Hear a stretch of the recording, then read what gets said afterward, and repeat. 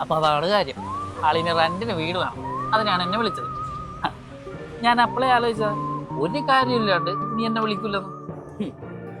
അത് ഞാൻ എടുത്തിരുന്ന വീട്ടിൽ നിന്റെ ഭാര്യ നിൽക്കുവോ? ഞാനാണല്ലോ നിന്നെ ചീത്തയാക്കുന്നത്. അവക്ക് മന്നെ എന്നോട് വെറുപ്പാണല്ലോ.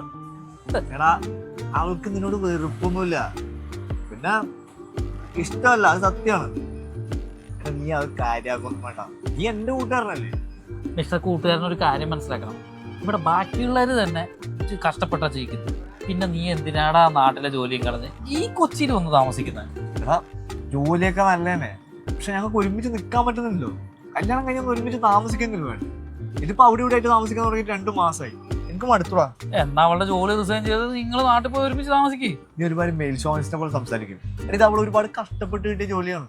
എനിക്കത് അവളോട് പറയാനൊന്നും പറ്റൂല ജോലി കളഞ്ഞ് നാട്ടിൽ വന്ന് നിൽക്കാൻ. അളേ രഞ്ജിത്ത്, നിന്റെ ഭാര്യ പോലെ സംസാരിക്കരുത്.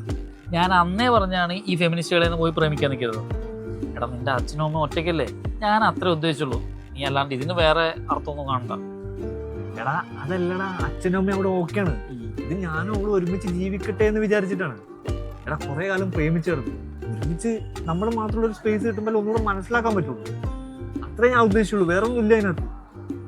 അതെ അവള് വരുന്നുണ്ടല്ലോ.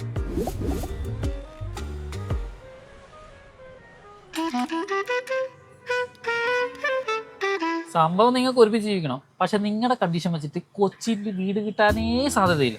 ഒന്നാമത് നിങ്ങൾക്ക് ബഡ്ജറ്റ്, പിന്നെ ഈ പൈസ വെച്ചിട്ട് നിങ്ങൾക്ക് ഇപ്പൊ നാട്ടില് വീട് കിട്ടുക, ഇവിടെ കിട്ടില്ല. അതെന്തിനാ നാട്ടിൽ വീട് എടുക്കുന്ന? നാട്ടിൽ നമുക്ക് വീടില്ലേ?